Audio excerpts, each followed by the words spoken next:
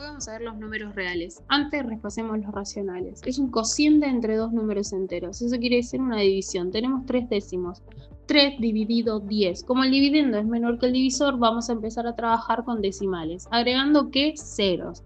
0, y empiezo mi división. 3 por 10 me va a dar 30. Si se lo resto al 30, tengo resto 0. Por lo tanto, ese 0,3 es un decimal exacto. Luego tengo 5 novenos, 5 dividido 9. Como el dividendo es menor que el divisor, debo de nuevo agregar 0. 0, y al 5 le agrego un 0. 5 por 9 sé que es 45. 50 menos 45 me va a dar 5. Vuelvo a agregar 0. 5 por 9 me da 45. Me va a sobrar 5 en el resto. Por lo tanto, puedo decir que estoy trabajando con un decimal periódico.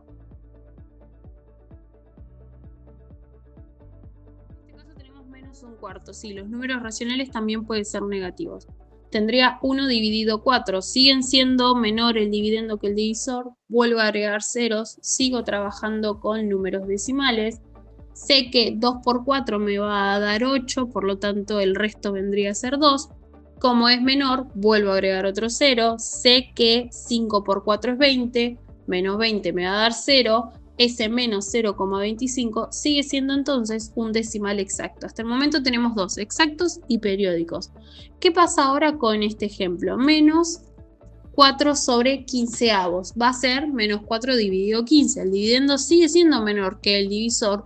Voy a agregar ceros para resolver la división con decimales. Yo sé que en este caso 2 por 15 es 30. En el resto tengo 10. Voy a agregar un 0, voy a tener 6 por 15, me va a dar 90, me va a sobrar 10. ¿Qué hago? Vuelvo a agregar otro 0, 6 por 15 me va a seguir dando 90, voy a tener siempre de resto 10, por lo tanto estoy trabajando con un número decimal periódico. En este caso se los denominan mixtos. Para pasar de expresiones decimales a exactas tenemos que ver la clasificación. Este es un decimal exacto. En el numerador va el número completo sin la coma y en el denominador va fijo el número 1 y se completa con ceros cuántos números hay después de la coma. Como es solo 7 se va a poner un solo 0.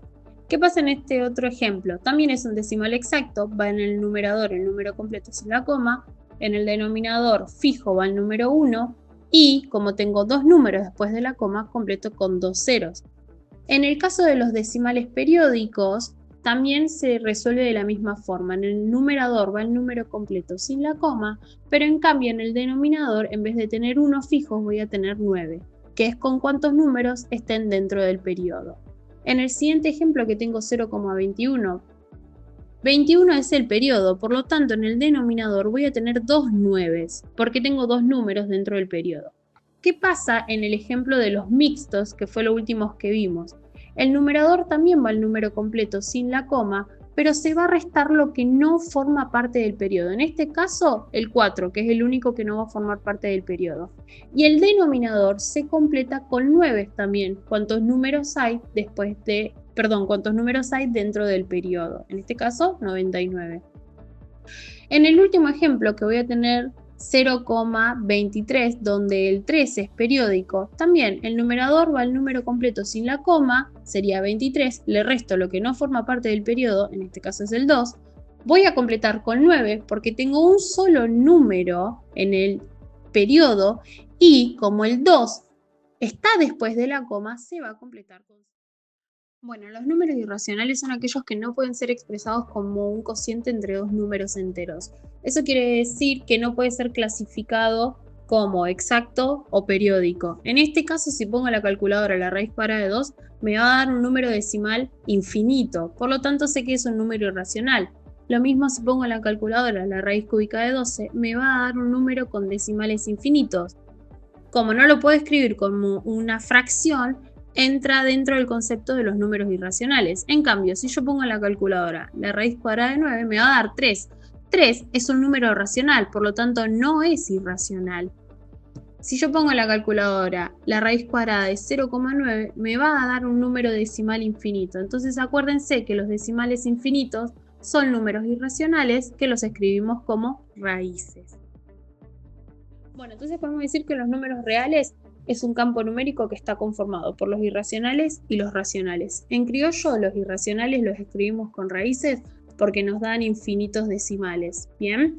O lo podemos escribir como letras, como pi o e, que representan un decimal infinito. En cambio, los racionales los podemos escribir como números enteros o como fracciones.